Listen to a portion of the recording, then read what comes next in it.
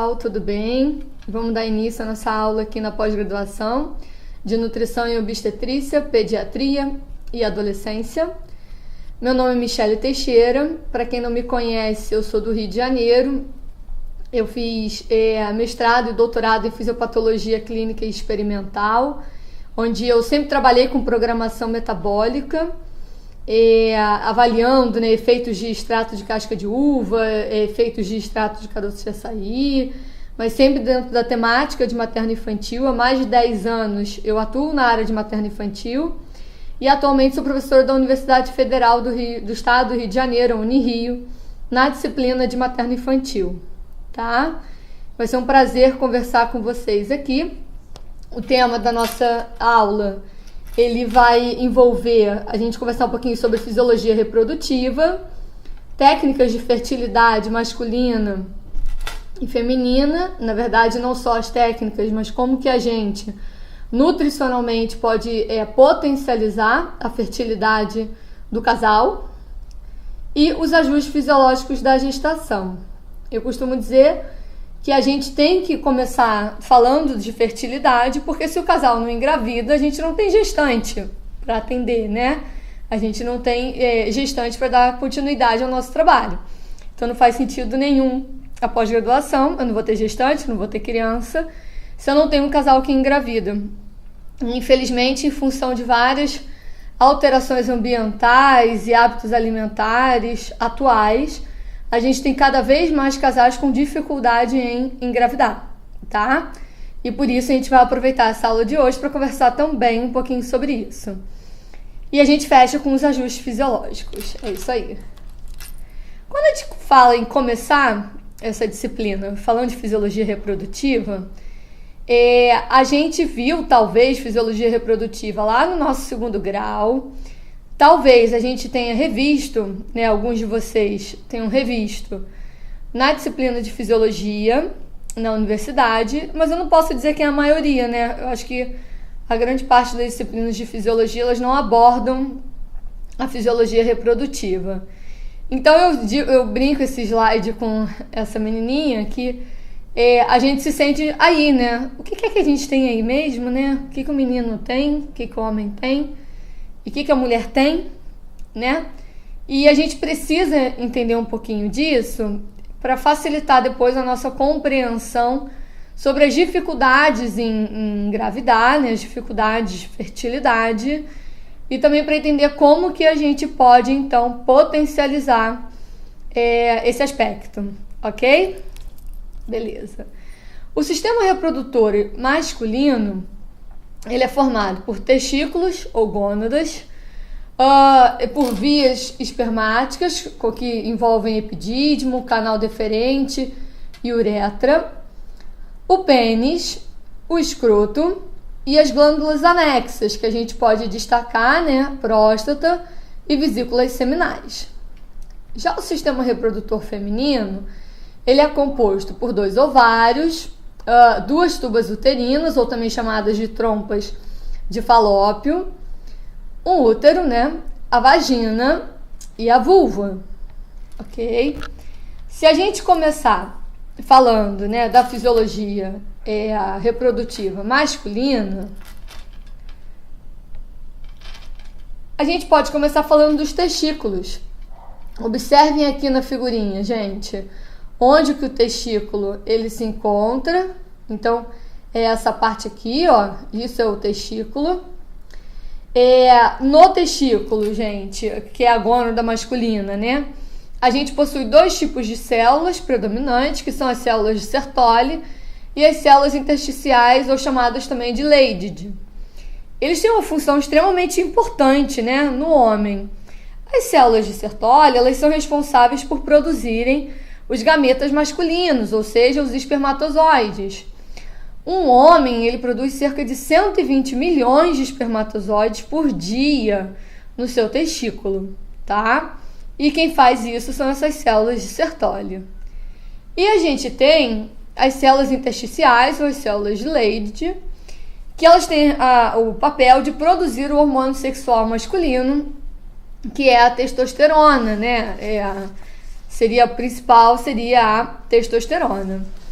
Esse testículo, gente, ele é formado por vários túbulos seminíferos. Só para vocês terem ideia de grandeza, o homem tem cerca de 900 túbulos seminíferos no seu testículo, sendo que cada um deles tem cerca de 1 metro de comprimento, né? Tudo entrelaçado. Então, um espermatozoide, para ele ser produzido aí no testículo, o caminho dele, a gente vai ver a seguir, ele é em direção ao epidídimo, para então ser encaminhado, né, para o canal deferente. Esse processo inteiro, ele pode levar dias, né, para acontecer, porque esses túbulos seminíferos, eles são muitos, né, e acabam sendo muito compridos, então, tá? E por isso a gente acaba tendo uma demora muito grande. Então, depois aqui do testículo, o que a gente vê é que, vou passar aqui o slide, ó, os espermatozoides aqui do testículo, eles seguem para o epidídimo. O epidídimo nada mais é do que o local de amadurecimento e armazenamento de um espermatozoide.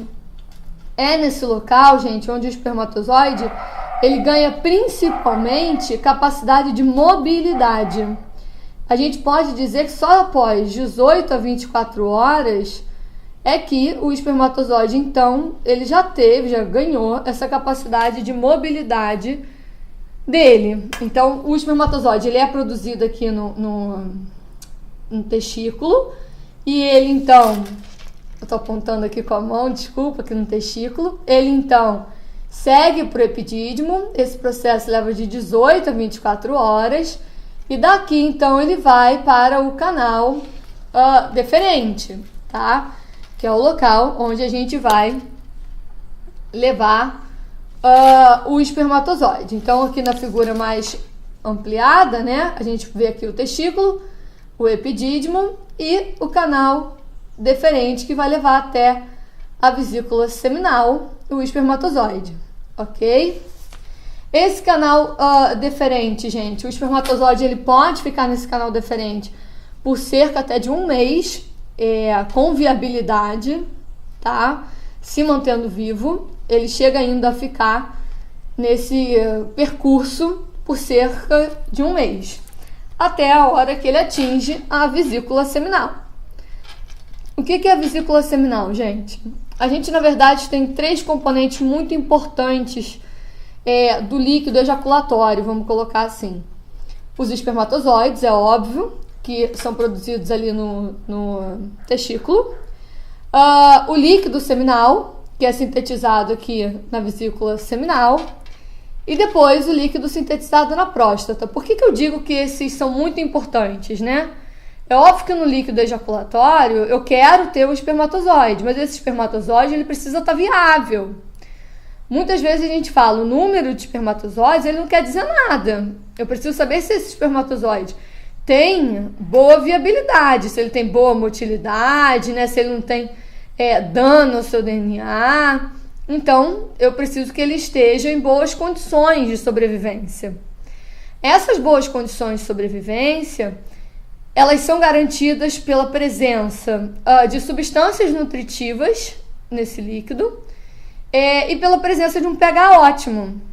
Quando eu falo de substâncias nutritivas, o local responsável por sintetizar esses nutrientes que vão ficar ali fazendo parte desse líquido é a vesícula seminal.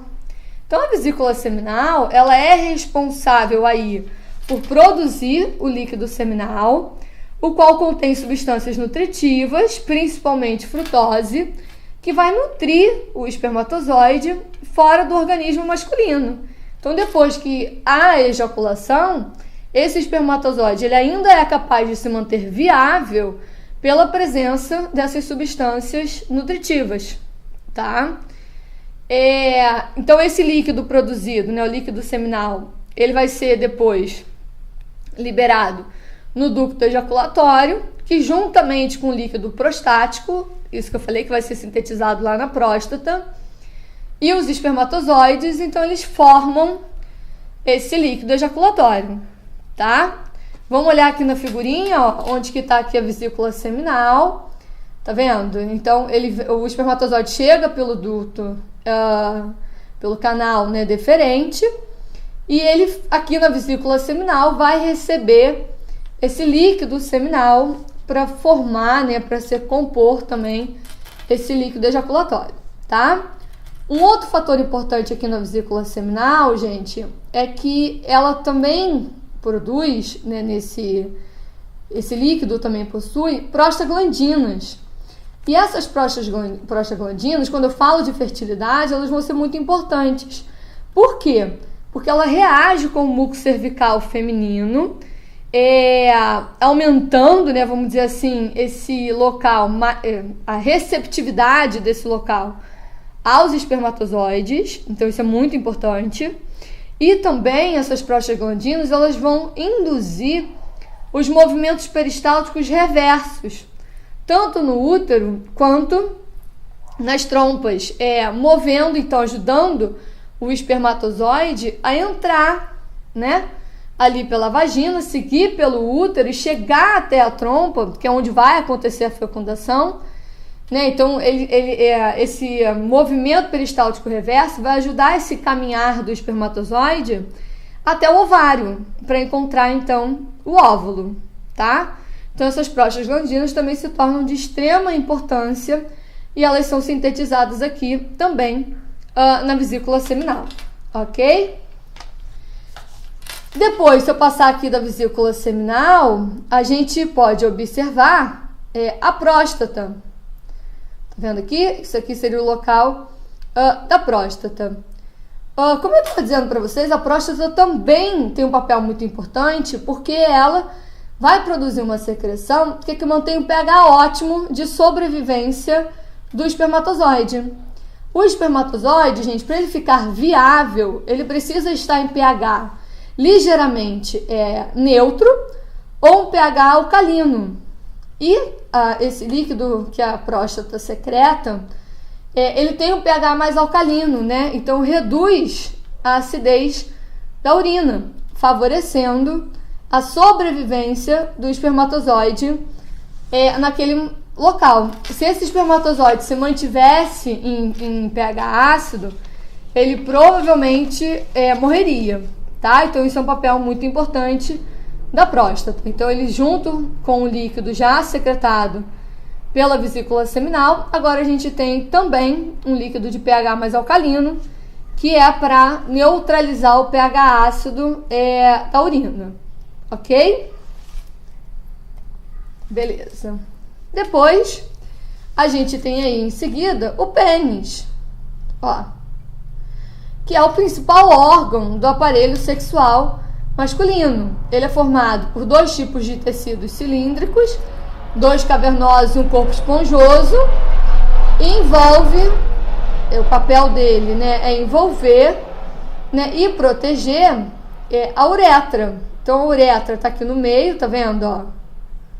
A uretra está aqui no meio e o pênis está aqui envolvendo, protegendo, vamos colocar assim, a uretra, ok? Vale dizer, gente, que quando o espermatozoide ele é secretado, né, quando ele é ejaculado, ele ainda não tem capacidade de fertilizar um óvulo, ok? Só depois que ele entra na vagina feminina, né, que ele ganha essa capacidade de fecundar um óvulo, porque o espermatozoide, quando ele sai aqui do homem, ele ainda possui fatores inibitórios, que a gente fala, e vesículas de colesterol, e que isso não torna ele capaz de fecundar um óvulo. Quando ele entra na trompa de falópio feminina, aí ele perde esses fatores inibitórios, e aí sim ele se torna capaz de fecundar um óvulo, por exemplo, tá? Então isso é uma característica também do espermatozoide que vale a pena te lembrar aqui. Então a gente falou aqui do pênis, e aí a gente tem aqui, por último, para falar, o escroto, que tá aqui, ó, tá vendo? Qual é o papel do escroto, gente? Ele armazena e protege o testículo. Isso tudo aqui é o escroto. Então ele armazena e protege o testículo. Qual é a importância disso? O testículo, ele está na parte externa do corpo masculino, não é, gente? É um órgão que ele é externo, não é como a gente, por exemplo, mulheres, que o nosso útero é um órgão interno, né? O testículo está na parte externa. E isso faz com que ele sofra muita influência de temperatura ambiental. Então, o papel desse envolvimento aí do escroto é ajustar, é manter a temperatura ideal para esse testículo. Então, em dias muito frios, por exemplo, o que acontece? A bolsa, ela se contrai. Então, olha aqui, quando há uma diminuição de temperatura, a bolsa se contrai, ele aproxima mais, na verdade, o testículo do corpo masculino, que é para quê? Para aquecer. Então, aumenta a temperatura interna. E o inverso é verdadeiro. Quando a gente está em dias muito quentes e você tem um aumento de temperatura corporal, essa bolsa distende e afasta o testículo, então, do corpo masculino. E com isso ele ajuda a diminuir a temperatura interna. Então, o grande papel aí da bolsa escrotal é esse, tá? Então, gente, nessa parte aqui de anatomia masculina, a gente pode destacar, então, o que é importante vocês terem fixado, é que nesse líquido do sêmen, a gente vai ter, então, a presença dos espermatozoides, a gente vai ter a presença de substâncias nutritivas e também prostaglandinas sintetizadas ali pela vesícula seminal. Esse líquido corresponde a 60% desse líquido do sêmen, né?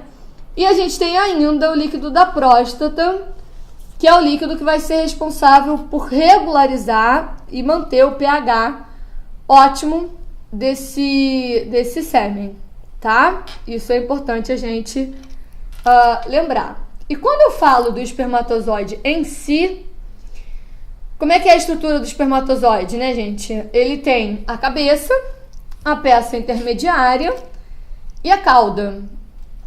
Então, aqui na cabeça, né, a gente tem, tá vendo? O pronúcleo, isso aqui é a cabeça do espermatozoide. A gente tem um pronúcleo haploide, que a gente fala, e o acrosoma, e um capuz, né? Que é aqui, formado por vesículas do complexo de Golgi, contendo enzimas digestivas que vão permitir que esse espermatozoide ele seja capaz de perfurar o óvulo no momento da fecundação, tá? A gente tem a peça intermediária, já diz o nome, ele fica bem aqui no meio, que é onde a gente tem o mais importante, né, da gente falar, a concentração de mitocôndrias fornecedoras de ATP para gerar energia, então, para esse movimento, para o batimento do flagelo, para esse movimento do espermatozoide. E por último, a gente tem aqui a cauda, tá vendo? Que é justamente formada pelo flagelo, cujos batimentos impulsionam, movimentam o espermatozoide. Só para vocês terem uma ideia de quantidade de espermatozoide, a cada ejaculação masculina, gente, a gente tem cerca de 400 milhões de espermatozoides. Eu sempre brinco que é muito mais fácil para o homem do que para a mulher. A gente tem um óvulo, né? A cada ciclo menstrual, em média. Óbvio que a gente tem mulheres que ovulam mais do que um óvulo, ovulam 2 óvulos viáveis. É o caso de mulheres, por exemplo, que engravidam de gêmeos, sem nenhum tratamento, né, de fertilização. Elas podem ter ovulado 2 óvulos viáveis, mas em geral a gente ovula um único óvulo. E esse um único óvulo ele tem que ser capaz de gerar uma vida, ele tem que estar tão saudável para ser fecundado por um espermatozoide e ser capaz de gerar uma vida. Enquanto que o homem, em cada ejaculação, ele produz aí 400 milhões de espermatozoides, né? Então ele tem muito mais chance de ter um espermatozoide capaz, vamos colocar assim, do que nós mulheres que temos apenas um óvulo, ok? Então eu sempre brinco com isso. Vale a pena lembrar aqui que a atividade do espermatozoide, gente, ele aumenta também com o aumento da temperatura. Então, na verdade, o movimento do espermatozoide, ele também está associado a esse aumento de temperatura, tá? E quais seriam as características, então, de um bom espermatozoide? Um bom espermatozoide é aquele que tem boa motilidade, vai conseguir se movimentar com grande agilidade. Em relação à sua forma, deve parecer um girino, então uma cabeça oval, né, provida de um longo filamento, que é a peça intermediária e depois a cauda. E uma outra característica que a gente tem que dizer é a quantidade. Então não adianta eu também ter ter espermatozoides com boa motilidade, de boa forma, mas em pequena quantidade. Então, para cada mililitro de sêmen, para cada ml de sêmen, deve haver 20 milhões de espermatozoides. Como é que a gente sabe se o homem tem um espermatozoide com essas características, né? Com essas boas características? Em geral, o homem, ele faz o que a gente fala que é o espermograma. O espermograma, gente, nada mais é do que um exame laboratorial que analisa a quantidade de sêmen do paciente, e a gente já tem critérios definidos pela OMS, que então esse resultado desse espermograma ele vai ser comparado com essa sugestão do OMS para avaliar se tem um bom espermatozoide. Quais são os critérios aí? Eu tentei sintetizar, né? Óbvio que lá tem quais são as respostas esperadas, mas eu tentei só sintetizar pra gente o que é avaliado. Então são avaliadas as condições físicas do sêmen, né? Então, qual é o volume, qual é a viscosidade, liquefação, coloração e pH desse sêmen. Qual é a concentração de espermatozoides? Então, aquilo que a gente falou em relação à quantidade, né? A motilidade total e progressiva. Então, não adianta ele nadar e morrer na praia, né? Então, a gente tem que ter uma avaliação de motilidade total, mas também progressiva, né? O quanto ele vai adiante. E a vitalidade desses gametas e estrutura. E por último, se avalia também quantidade de leucócitos no esperma, que são as células de defesa, né? E também a presença de compostos como ácido nítrico e frutose. Então, são alguns critérios aí propostos pela Organização Mundial de Saúde e que normalmente são avaliados quando o homem faz um espermograma, tá? A gente vai dar um intervalinho para vocês levantarem, tomarem uma aguinha e a gente vai voltar falando já do sistema reprodutor feminino, ok? Até daqui a pouquinho.